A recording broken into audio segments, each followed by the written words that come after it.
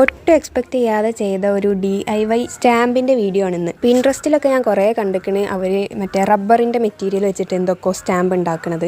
അത് സ്റ്റാമ്പ് ഉണ്ടാക്കാൻ വേണ്ടിയിട്ട് തന്നെ ഉള്ളൊരു മെറ്റീരിയലാണ്. അപ്പം ഞാൻ വിചാരിച്ചു അതെന്തുകൊണ്ട് ഇറേസറിൽ ചെയ്തുകൂടാന്ന്. നിങ്ങളടുത്ത് പഴയ ഇറേസർ ഉണ്ടെങ്കിൽ അതിൽ ചെയ്താൽ മതിട്ടാ, പുതിയതൊന്നും എടുക്കരുത്. ഞാനെടുത്ത പോലത്തെ ഇറേസർ എടുത്താൽ കുറച്ച് പണിക്കാരം. അതിനെക്കാട്ടി നല്ലത് ഒരു റബ്ബർ ടൈപ്പ് ഉണ്ടാവില്ലേ ഇറേസർ, റോക്കോൻ്റെ ഇറേസർ എടുക്കണം. അതേപോലത്തെ ഇറേസർ ആയിരിക്കും നല്ലത്. അതായിട്ട് കുറച്ചുകൂടി വൃത്തിയായിട്ട് ചെയ്യാൻ പറ്റും. പിന്നെ ഞാനിപ്പോൾ എന്തിനാ ഈ പേപ്പറിൽ വരച്ചിട്ട് അതിമ സ്റ്റാമ്പ് ചെയ്തത് വെച്ചാൽ, ഇങ്ങനെ ചെയ്താൽ നമ്മൾ വരക്കണ രീതിയിൽ തന്നെ അത് സ്റ്റാമ്പ് ചെയ്യുമ്പോൾ കിട്ടും. അല്ലെങ്കിൽ അത് തിരിഞ്ഞിട്ടേക്കാരം കിട്ടുക. അത് ഫ്ലവറും ലീഫാക്കുകയാണെങ്കിൽ കുഴപ്പമില്ല, പക്ഷേ ലെറ്റേഴ്സൊക്കെ ആകുമ്പോൾ അങ്ങനെ ചെയ്യണേക്കാരം നല്ലത്. ഇത് കാർവ് ചെയ്യുന്ന ടൂളൊന്നും എൻ്റെ അടുത്തില്ല, അതുകൊണ്ട് ഞാൻ കട്ടർ വെച്ചിട്ടാണ് കട്ട് ചെയ്ത് നോക്കുന്നത്. കുറച്ച് കഷ്ടപ്പാടാണ്, എന്നാലും ഞാൻ എങ്ങനെയൊക്കെ ഒപ്പിച്ചെടുത്ത്. ഇത് ചെയ്യുമ്പോൾ നല്ല ശ്രദ്ധ ആണ് കേട്ടോ, അല്ലെങ്കിൽ കൈമ പെട്ടെന്ന് തട്ടും. ശരിക്കും എനിക്ക് നല്ല വിഷമമുണ്ട് ആ ഇറേസർ കേടെടുത്തതിൽ. പിന്നെ അങ്ങനെ ട്രൈ ചെയ്ത് നോക്കല്ലേ വെച്ചിട്ട് ചെയ്ത് നോക്കാൻ വെച്ചിട്ട് ഞാൻ ചെയ്ത്.